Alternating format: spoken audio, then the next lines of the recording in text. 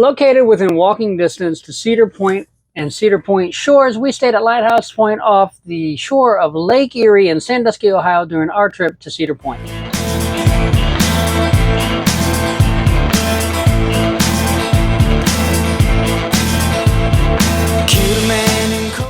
Hey folks, welcome to the Down the Road Travel Channel. My name is Will Van Winkle. We headed north this year for our 2024 summer vacation to avoid excess heat and a higher than normal predicted storm season along the Gulf of Mexico. And of course, to keep the kids happy, we went to a theme park. Actually, we went to two theme parks thanks to the Gold Pass ticket and All Parks Pass from the Cedar Fair Group. While at Kings Island in Mason, Ohio, we stayed at Camp Cedar. But when we went further north to Cedar Point, we stayed on property at the Lighthouse Point. It was a little weird. If you've never been here, it is inside the Cedar Point complex, and you will either need to pay for parking or have a season pass to get into the campground, which is in the back of Cedar Point's parking lot. So even if you have a reservation, which of course you will need, you have to pay to get into the parking area. Because we had the Gold Pass, we didn't need to pay, but a parking voucher is included in your stay. So I would assume if you hold on to that voucher receipt, you'll be reimbursed for that fee, as we were in Kings Island before we actually picked up our Gold Pass season pass. The lighthouse itself, it was built in 1862.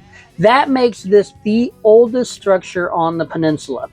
And the campground was opened in 1970, according to the sign out front.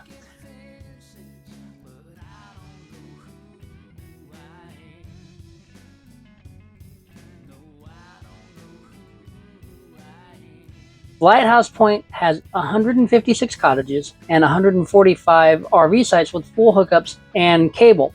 Although we couldn't get ours working, the power pedestal looked a bit old and needed repair. In fact, when I opened it, it was full of cobwebs and dirt and all kinds of nasty looking critters. So I disconnected our surge protector to make sure that everything was working before I plugged the RV in. That's how much repair it needs, or how bad it looks. So either it's just in need of a good cleaning or it's in need of some repair. So I don't know if the lack of cable access is due to their pedestal or our cable. It could be their hookup, it could be ours. So I'm not really sure. We have a satellite, or not a satellite, but we do have a antenna that's pretty good. So we've got a few channels, and we're not really here to watch TV anyway, so it's not that big of a deal to me. We did lose power briefly during our stay here.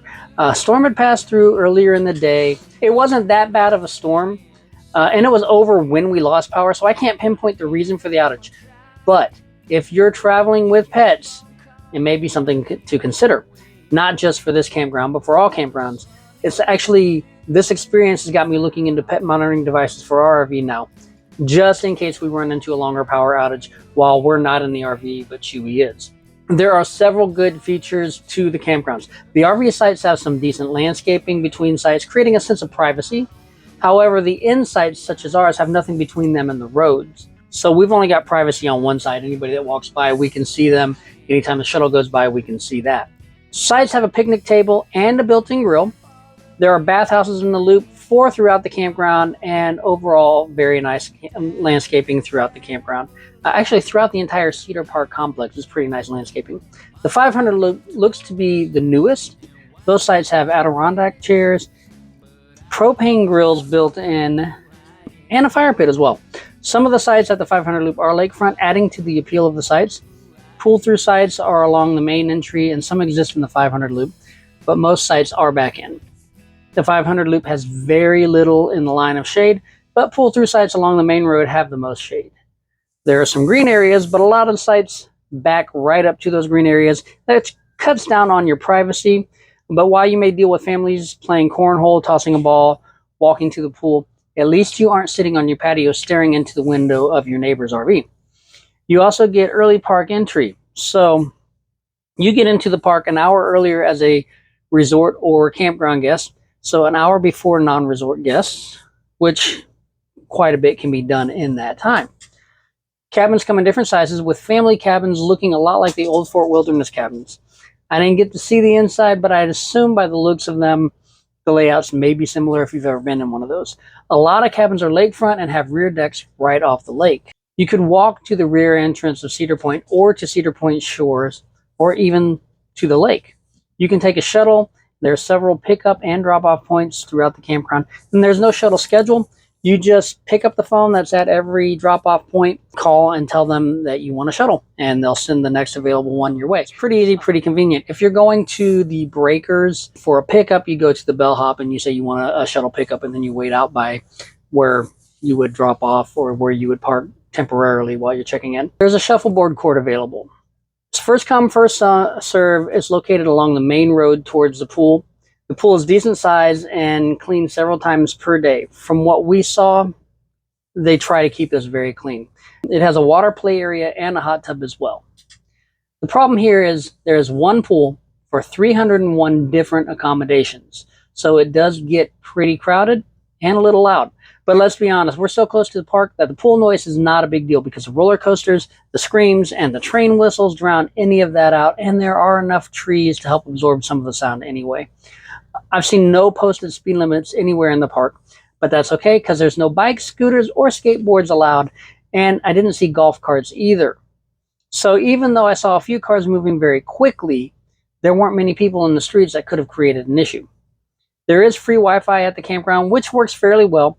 You'll need to enter an email address to use that. So if you're trying to use, say, a Chromecast or a smart TV or something similar, you may not be able to connect that TV or device to the Wi-Fi if you can't enter that information directly from that device. But if you need to catch up on some work or stay in touch with people or even upload videos to YouTube, it works just fine. Lighthouse Point is very close to the Breakers Hotel Resort, which gives you beach access and access to kayak, boat, jet ski, and parasail rental, and additional restaurants such as Perkins, Famous Dave's. I think there's a TGI Fridays over there. There's a lot of options aside from just what the park offers.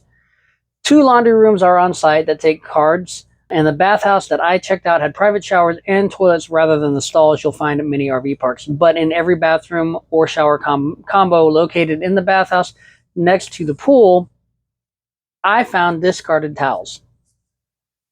And these were all located behind the door. So where privacy excels, cleanliness fails.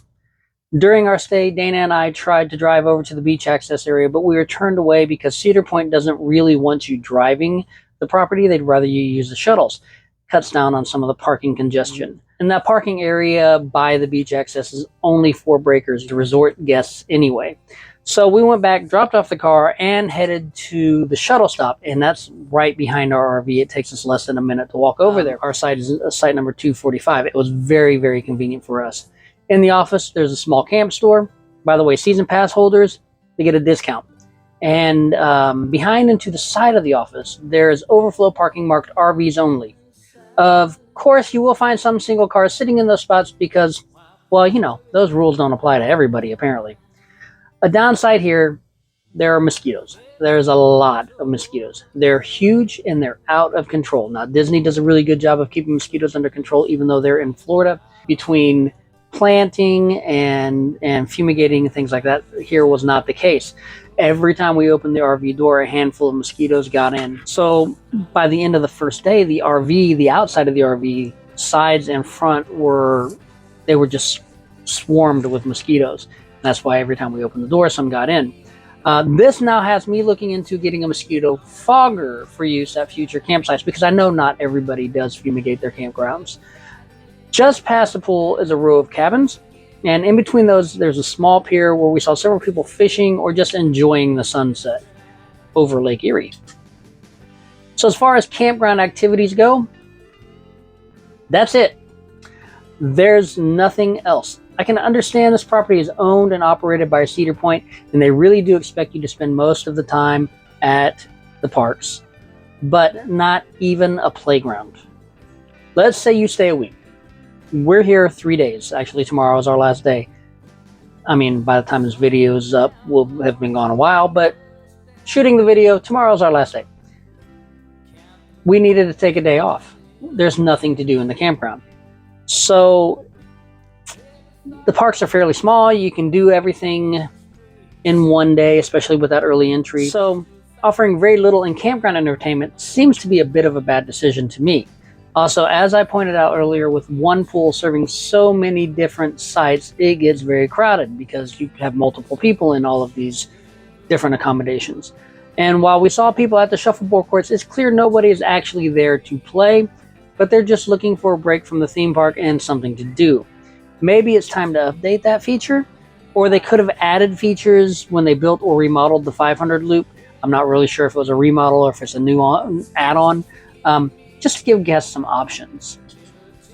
There's no designated dog walking area or a dog park, but they do provide bags near the bathhouses. Some of those stations are harder to find if you're not looking for them, but while walking Chewy, I didn't really see any dog poop, so either people are cleaning up after their pets, or Lighthouse Point staff is doing a great job of cleaning up after those who don't clean up after their own pets. And that may be because there are so few options of things to do in the campground that people are out throwing balls, sitting around a campfire or a grill, or just enjoying each other's company. However, it is staying clean, so I was happy to see that. Doesn't matter how it's staying clean, it's staying clean. Discounts are available, 10% for season pass holders, military, and AAA members. You may need to call to book because at the time of this video, every time I tried to access the booking page, I received an error message. We paid, I think it was about $142 per night plus taxes, just to give you a little bit of an idea. There's a 72-hour cancellation policy with a $50 cancellation fee. Less than 72 hours notice results in being charged the full amount, and you may request a certain cabin or site, but no guarantees can be made for accommodating such requests. Now, the webpage says no pets, but I believe that to mean for the cabins because I did see many people with pets, and as I mentioned, there are poop bags on site, and many people were out walking their pets. No one was trying to hide them. Just be sure you have vaccination records with you if they ask for those. Also, cabins are strictly non-smoking, even on the patios and decks, and there's a $250 cleaning fee that may be applied if you choose to ignore that rule. The Central Reservations office can be reached at 419-627-2106. As I said, I was having trouble pulling up the booking page on the website, so you may have to call. Overall, staying at Lighthouse Point has turned out to be a pretty good experience for us, and can be for you if you plan ahead. Especially if you want to take a day off from the theme park or the water park and just don't want to go sit on the beach. I'm not a big beach person. I don't like the sand. So it would be nice if there was something else to explore while here. Just plan ahead. You'll be sure to enjoy your trip. Unless, of course, you don't enjoy the company that you bring with you on your trip. And let's face it, I can't really help you there. I hope this video helps you in booking your stay at Lighthouse Point and makes your trip to Cedar Point and or Cedar Point Shore an enjoyable one. Please remember to subscribe to the Down the Road Travel channel, like and comment on the video, and share if you know somebody planning a trip this way. Thanks for watching, and I'll see you down the road. Let's hit the road.